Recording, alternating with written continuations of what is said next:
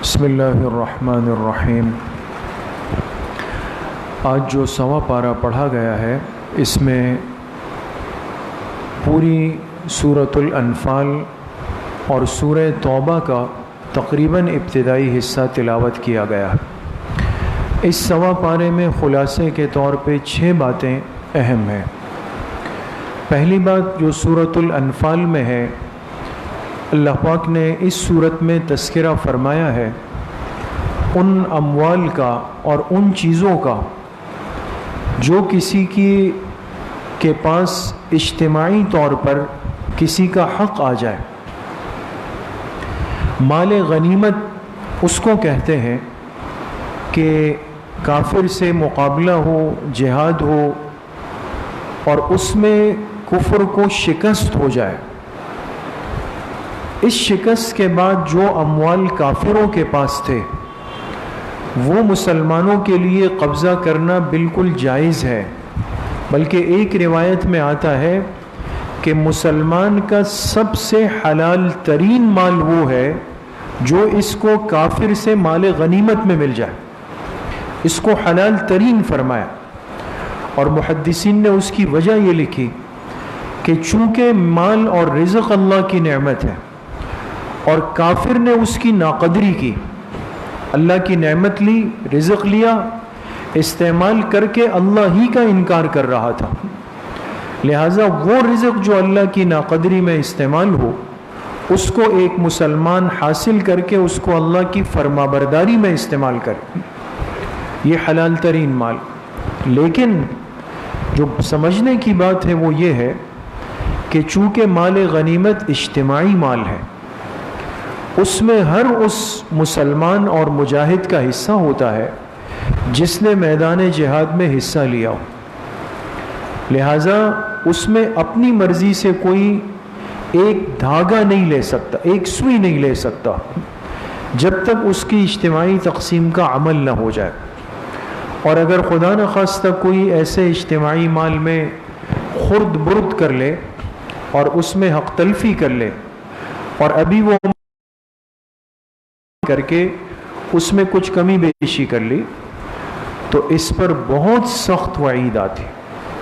اور پہلے یہ بات بارہا عرض ہوئی ہے کہ اسی موقع پر محدثین نے یہ واقعہ نقل کیا ہے کہ آپ علیہ الصلاۃ والسلام ایک غزوے سے واپس تشریف لا رہے تھے اور راستے میں ایک جگہ پر ایک مقام پر پہنچ کر ایک اندھا تیر آیا، یعنی کچھ پتہ نہیں تھا کہ کہاں سے چلا، اور وہ تیر آ کر ایک شخص کو جو مسلمانوں کے ساتھ چل رہا تھا، اونٹ پہ سوار تھا، اس کو لگا اور یہ شخص اوپر اونٹ سے نیچے گرا اور وہیں اس کی موت ہو گئی۔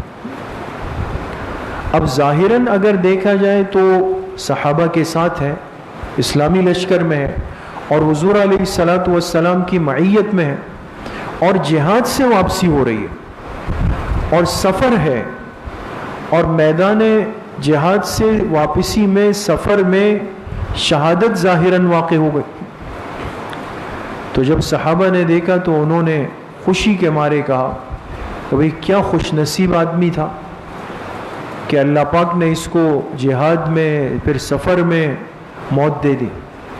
حضور علیہ الصلاۃ والسلام نے جب سنا تو فرمایا کہ تم ایسا کہہ رہے ہو لیکن میں کچھ اور دیکھ رہا ہوں، میں کچھ اور دیکھ رہا ہوں۔ صحابہ نے عرض کیا آپ کیا دیکھ رہے ہیں؟ فرمایا میں دیکھ رہا ہوں کہ اس مرنے والے کے اوپر آگ کی چادر تنی ہوئی، آگ کی چادر۔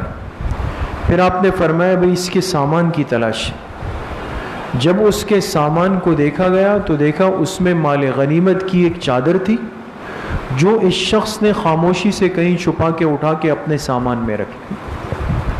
آپ علیہ السلام نے فرمایا یہ وہ چادر تھی جو سب کا اجتماعی حق تھا اور اس نے چوری چھپے اس کو نکال کے اپنے سامان میں رکھا کہ چلو یہ میری ہو گئی۔ وہ چادر اللہ پاک نے اس مرنے والے کے لیے آگ کی چادر بنا دی۔ اب اتنی سخت وعید آئی تو ایک صحابی اٹھے کہ اللہ کے رسول صلی اللہ علیہ وسلم میں ایک چیز بے دہانی میں نے بھی اٹھا لی اور وہ بہت حقیر چیز تھی، بے قیمت چیز. مجھے لگا کہ اس کی تو کسی کو ضرورت نہیں. آپ نے فرمایا لے آؤ.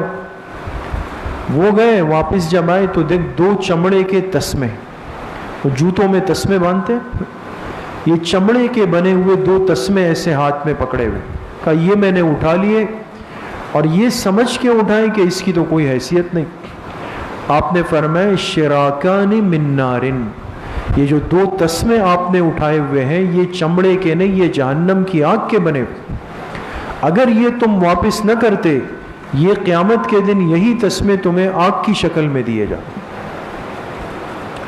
اس لیے میرے عزیزوں دوستوں بزرگوں، آج بہت زیادہ احتیاط کی ضرورت ہوتی ہے ان چیزوں میں جس میں اجتماعی حق جڑ جائے.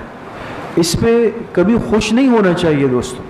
آج چونکہ ہم مادی دنیا میں ہیں تو ہر شخص کی ایک خواہش ہوتی ہے کہ مجھے کوئی ایسا منصب ملے، عہدہ ملے، کوئی وزارت عمارت ملے کہ میری ماتحتی میں لوگوں کے مال ہو، اور پھر جس کو مرضی دے دوں، جس کو مرضی پھر نہیں دوں.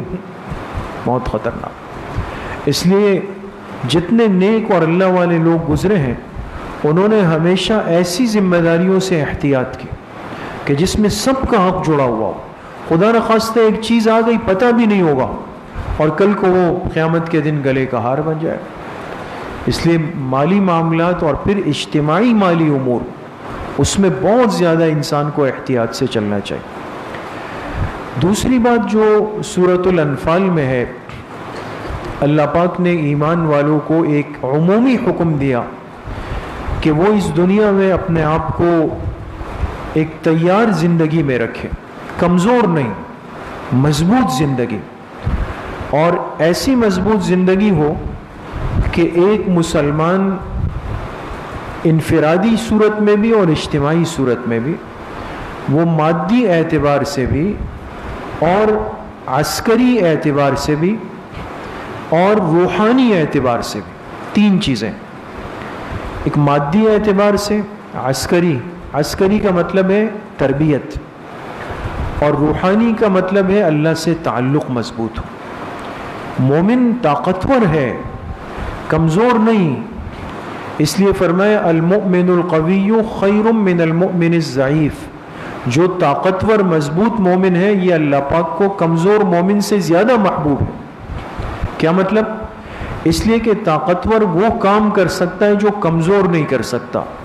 لیکن یہاں علماء نے لکھا کہ کمزور سے مراد وہ ہے جس نے اختیاری کمزوری اختیار کی ہو. جیسے آج کل کے ہمارے نوجوان، ہم کیا کرتے ہیں؟ بازار کے بنے ہوئے یہ چیزیں کھاتے ہیں.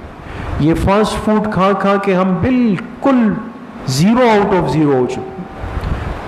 اب 10 رکعت، اپنی بات کر رہا ہوں، کوئی ساتھی ناراض نہ ہو، 10 رکعت پڑھنے کے بعد جو ہے میرا سانس پھول رہا ہے، حالانکہ ثواب آ رہا ہے. کیوں ہمتیں پست ہو گئی؟ یہاں سے گرو مندر تک جائیں گے تو کہیں گے یار پیروں میں درد ہو رہا ہے. اس لیے کہ ہم نے اختیاری طور پہ اپنے آپ کو متاثر کیا. تو کیا خیال ہے؟ اس طرح تو کشمیر نہیں مل سکتا نا دوستو. اگر ہم یہ چاہتے ہیں کفر سے مقابلے کے لیے تو دین اسلام طاقت اور مضبوطی کو چاہتا ہے. انسان کے پاس ہر قسم کے حالات کے لیے اسباب بھی ہو اور ایک تربیت بھی ہو اور پھر روحانیت بھی ہو. اگر یہ شروع کی دونوں چیزیں ہیں لیکن اللہ سے تعلق نہیں تو بھی کچھ کم مصیبت نہیں ہے دوستو. آج ہمارے بہت سارے نوجوان اپنا جسم بناتے ہیں، جم جاتے ہیں، ایکسرسائز کرتے ہیں، بہت اچھی بات ہے، اور ہر نوجوان کو روزانہ وقت دینا چاہیے دوستو. لیکن یہ جسم کسی کی ظاہری اتباع میں نہیں کہ بھئی فلاں کا ایسا جسم ہے تو میں بھی اس جیسا ہوں، یا کسی پر دنیا میں رعب ڈالنے کے لیے نہیں کہ پتہ چل جائے کہ میرا جسم کتنا سلم ہے، بلکہ اس نیت سے کرے، یقین کرے عبادت بنے گی. اس نیت سے کریں کہ جسم کی حفاظت اور طاقت اس لیے حاصل کر رہا ہوں تاکہ کل اگر میرے اس دین کو ضرورت پڑی میری تو میں اس کے لیے 100% تیار ہوں. میں اس کے لیے اپنا وقت دینے کے لیے، جسم دینے کے لیے، طاقت دینے کے لیے، ہر چیز دینے کے لیے تیار ہوں. تو اپنی زندگی کو انسان مضبوط بنائے. ضائع نہیں کریں اپنے آپ کو۔ تیسری بات جو سورۃ الانفال میں ہے، اللہ پاک نے تذکرہ فرمایا ہے غزوہ بدر کے ان قیدیوں کا جو بدر میں قیدی بن کر لائے گئے۔ چونکہ غزوہ بدر اسلامی تاریخ کا پہلا معرکہ ہے اور بالکل بے سر و سامانی میں ہوا کہ 313 افراد، نہ سواریاں ہیں نہ ہتھیار ہے، کچھ بھی نہیں، لیکن چونکہ اللہ کی نصرت تھی، امیر کی اطاعت تھی، جذبہ ایمانی تھا، تو 1000 سے بڑے کافروں کے لشکر کو شکست تھی۔ 70 بڑے بڑے سردار مارے گئے، بڑے بڑے سردار ابو جہل جیسے، اور 70 بڑے بڑے لوگ قیدی بن کر آئے، عام لوگ بھی نہیں تھے، سردار قسم کے لوگ۔ اب جب یہ قیدی آئے، مدینہ منورہ لائے گئے، حضور علیہ السلام نے اب مشورہ فرمایا کہ بھئی ان کا کیا کریں۔ ایک صورت تو یہ ہے کہ بھئی چونکہ یہ ہمارے سارے سابقہ زندگی کے دشمن ہیں، مکی زندگی میں انہوں نے جو کچھ کر سکتے تھے ہمارے ساتھ کیا، تو آج اللہ نے ہمیں ان پر اختیار دیا ہے، ہم ان سے اپنا بدلہ لے لیں۔ دوسری صورت یہ ہے کہ ہم احساناً ان کو بغیر کچھ لیے ہوئے معاف کر کے روانہ کریں تاکہ یہ متاثر ہو جائے ہمارے اخلاق سے۔ ایک صورت یہ ہے کہ ہم ان سے فدیہ لے لیں، یہ اجازت ہے شریعت میں، کافر قیدی کو واپس کرتے ہوئے یہ شرط لگانا کہ بھئی ٹھیک ہے دے رہے ہیں لیکن آپ ہمیں اتنا مال دے دیں، بالکل لگا سکتے ہیں۔ تینوں باتیں مشورے میں آئی تو سب کی رائے یہی بنی تقریباً کی، بشمول جناب نبی کریم صلی اللہ علیہ وسلم کے، کہ فدیہ لے لیتے ہیں اور پھر سب کو چھوڑ دیتے۔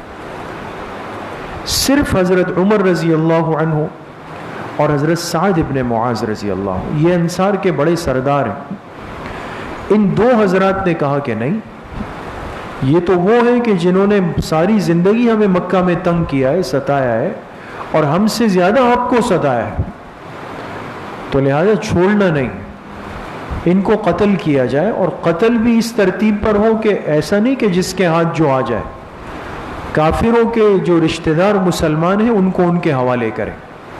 اور کہتے ہیں ان قیدیوں میں حضرت عمر رضی اللہ عنہ کے ایک سگے ماموں آئے تھے، سگے ماموں، تو حضرت عمر نے فرمایا میں سب سے پہلے اپنے آپ کو پیش کرتا ہوں کہ میرے ماموں کو میرے حوالے کرے اور میں ان کی گردن اتاروں، اس طرح کیا۔ لیکن آپ علیہ السلام نے اجتماعیت کا لحاظ رکھتے ہوئے یہی فیصلہ فرمایا کہ بھئی فدیہ لیں گے اور ان کو چھوڑ دیں، اور ایسا ہی ہوا۔ جب یہ لوگ واپس گئے تو اس موقع پر سورہ انفال کی یہ آیات اتری، یا ایھا النبی قل لمن فی ایدیکم من الاسری، جو فیصلہ اے میرے محبوب صلی اللہ علیہ وسلم آپ نے فرمایا ہے، اللہ پاک کو وہ رائے پسند تھی جو دوسری طرف سے آئی، اور دوسری رائے کن کی تھی؟ حضرت عمر رضی اللہ عنہ، بڑے شان والے صحابی، بڑے شان والے۔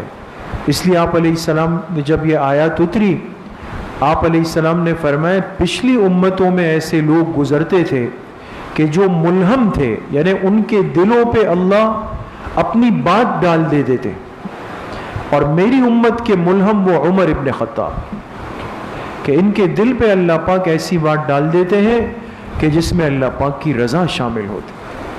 اس لیے یہ تو ایک موقع ہے، اور آگے ہماری جو چھٹی بات آئے گی اس میں بھی یہ بات آئے گی، اور بھی قرآن کریم کے وہ کئی مقامات علماء نے جمع کیے اور باقاعدہ اس کو نام دیا ہے موافقات عمر۔ قرآن کریم کی وہ کون کون سی آیات ہیں جو حضرت عمر کی موافقت میں اتری۔ چوتھی بات جو سورہ توبہ میں ہے، اس میں اللہ پاک نے سب سے زیادہ تذکرہ فرمایا ہے منافقین کا، منافقین کا، اور اس صورت میں اللہ پاک نے منافقین کی نشانیاں بھی بتائی، ان کی علامات ذکر کی، اور ان کا جو سلوک تھا مسلمانوں کے ساتھ اس کو بھی ذکر کیا۔ تو اس صورت نے منافقین کی حقیقت کو واضح کیا کہ منافق کون ہوتا ہے۔ اب دیکھیں، چونکہ منافق کا سارا دار و مدار اس کے دل پر ہے نا، ظاہر میں تو وہ مسلمانوں کے ساتھ ہیں، نماز میں بھی ہے اور اعمال میں بھی ہے اور دسترخوان میں بھی ہے، ہر چیز میں شریک ہے، لیکن اس نے دل میں کفر کو، دشمنی کو چھپایا ہوا ہوتا۔ تو اب انسان اپنی صفوں میں، اپنی جماعت میں، اپنے دوستوں میں، اپنی مجلسوں میں یہ کیسے فرق کرے گا کہ یہ فلاں میرا ہے اور فلاں دل سے کسی اور کا ہے؟ سورہ توبہ میں اس کی یہ علامت بتائی گئی کہ منافق کو سمجھنے کا جو ایک معیار، بڑا پیمانہ ہے، وہ تکلیف اور مشکل کے حالات ہیں۔ مشکل حالات، اگر کوئی آپ کا بڑا ہر وقت کا ساتھی ہے، اٹھتا بیٹھتا کھاتا پیتا ہے، لیکن جب مشکل وقت آئے تو پھر آپ کو نظر نہیں آ رہا، نہ وہ آپ سے بات کرتا ہے، نہ آپ کا فون اٹھاتا ہے، نہ آپ کو جواب دیتا ہے، تو اس کا مطلب تو یہ کہ وہ ساتھی اچھے وقتوں کا ہے، مشکل وقت میں تو وہ میرے ساتھ کھڑا نہیں ہوا۔ اللہ پاک نے فرمایا منافق کی بڑی علامت یہ ہے کہ جب بھی مسلمانوں پہ مشکل حالات آتے، جہاد کا موقع آتا، سخت کیفیت بنتی، حیلے بہانے کر کے اپنے آپ کو وہاں سے چھڑا لیتے۔ اس لیے ہمیشہ انسان دنیا میں کہتے ہیں نا بھائی، تعلق رکھے تو تعلق نبھائے۔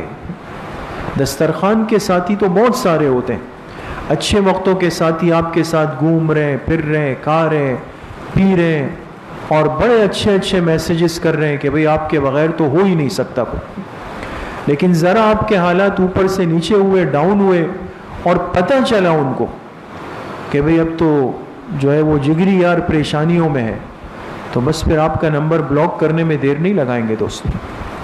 اس لیے ہمیشہ انسان دوستی کا معیار دنیا کو نہ بنائے، وفاداری کو بنائے۔ اور عام ضابطہ یہ ہے دوستوں کہ جو جتنا دین سے جڑا ہوا ہوتا ہے وہ وفادار بھی زیادہ ہوتا ہے۔ پانچویں بات جو سورہ توبہ میں ہے، اللہ پاک نے صدقات کے مصارف ذکر فرمائے۔ مسلمان جو اپنا مال خرچ کرتا ہے، چونکہ یہ ایک بہت بڑا عمل ہے، اور آپ حضرات نے سنا تیسرے پارے کے خلاصے میں کہ اللہ کے راستے میں انفاق کرنا، خرچ کرنا، کسی مستحق غریب کو دینا، یہ اللہ کو بہت محبوب ہے، لیکن اس عمل کے لیے بھی اللہ پاک نے مصارف بتائے، کس کو دینا زیادہ اللہ کو پسند ہے۔ 8 مصارف سورہ توبہ میں اللہ پاک نے بیان فرمائے ہیں۔ انما الصدقات للفقراء والمساکین والعاملین علیہا والمؤلفۃ قلوبہم وفی الرقاب والغارمین وفی سبیل اللہ وابن السبیل، یہ 8 مصارف بتائے۔ اب ہم تفصیل میں تو نہیں جا سکتے، لیکن سمجھنے کی بات یہ ہے کہ ان 8 مصارف کو ذکر کر کے اللہ پاک نے یہ بات اس امت کو سمجھا دی کہ اللہ کے راستے میں خرچ کرنا یہ ایک ذمہ داری ہے، ایک بوجھ نہیں ہے۔ انسان جب کسی چیز کو بوجھ لے لیتا ہے نا تو کہتے ہیں بھائی سر سے ٹالنا ہے یار، کہیں بھی رکھ دو لے جا کے، یہ بوجھ ہوتا ہے۔ اور جو چیز ذمہ داری ہوتی ہے اس کو انسان ترتیب پہ کرتا ہے، اس میں کبھی انسان بوجھ نہیں لیتا۔ مثال کے طور پہ آپ نے صبح اپنے بچے کو 10 بجے اسکول سے لانا ہے، روزہ بھی ہے، نیند بھی آ رہی ہے، ساری رات جاگے ہیں، تو کوئی اس میں بے احتیاطی کرے گا دوستو؟ نہیں، اپنے اوپر بوجھ کر کے برداشت کر کے پھر بھی اٹھیں گے ترتیب سے، جب تک بچہ گھر نہیں آئے مطمئن نہیں ہوں گے۔ کیوں؟ اس لیے کہ ذمہ داری۔ یہ فرق ہے دوستو بوجھ میں اور ذمہ داری میں۔ اللہ کے راستے میں اپنا مال خرچ کرنا بوجھ نہیں ہے، نعوذ باللہ، یہ ذمہ داری ہے۔ اور جو چیز ذمہ داری ہوتی ہے وہ ترتیب کے ساتھ ادا ہوتی ہے۔ اس لیے اللہ پاک نے اس کے 8 مصارف بتا دیے، اس میں اپنی مرضی سے دیکھ لو، جو تمہیں اچھا لگے، زیادہ مستحق لگے، زیادہ مناسب لگے، اس میں جا کے خرچ کرو۔ چھٹی اور آخری بات اللہ پاک نے سورہ توبہ میں یہ بات قیامت تک کے لیے طے فرمائی کہ جو مغفرت کی دعا ہے، دعائے مغفرت ہے، ایصال ثواب ہے، یہ مسلمان کا حق ہے، کلمہ گو کا حق ہے۔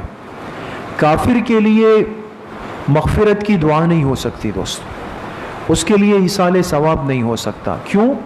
اس لیے کہ اس نے کفر کا راستہ خود اختیار کیا، اور اس نے خود اپنے آپ کو اللہ پاک کی رحمت سے محروم رکھا. یہ فیصلہ اس کا تھا, کسی نے اس کو اس پر مجبور نہیں کیا تھا. جب وہ اللہ کی رحمت کا طلبگار ہی نہیں تھا تو اس کے جانے کے بعد دنیا والوں پر کوئی لازم نہیں ہے کہ اس کے لیے زبردستی ہم اس پر مغفرت اور رحمت کو تھوپ دیں. نہیں, اس لیے یہ بات ہمیشہ یاد رکھیں. بعض دفعہ ہمارے اندر جذباتی پن زیادہ ہے.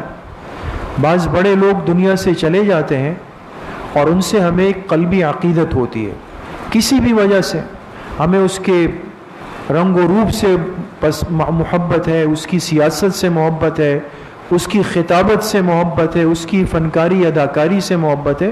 ساری باتیں اپنی جگہ. اگر اس کا انتقال ہو جائے اور وہ مسلمان ہے, چاہے اس کی زندگی جیسی بھی ہے, لیکن وہ آپ کی دعائے مغفرت کا اہل ہے, اس کے لیے دعا ہوگی. لیکن اگر خدا نخواستہ وہ کافر ہے, مسلمان ہی نہیں ہے, تو پھر چاہے مجھے اس سے کتنی بھی عقیدت ہو, یہ یاد رکھے اس کے لیے نہ دعائے مغفرت ہے, نہ اس کے لیے کوئی نماز جنازہ ہے, نہ اس کے لیے کوئی ایصال ثواب ہے. یہ راستہ اللہ پاک نے قیامت تک کے لیے بند فرما دی. اللہ پاک مجھے بھی آپ سب کو صحیح عمل کی توفیق نصیب فرمائے.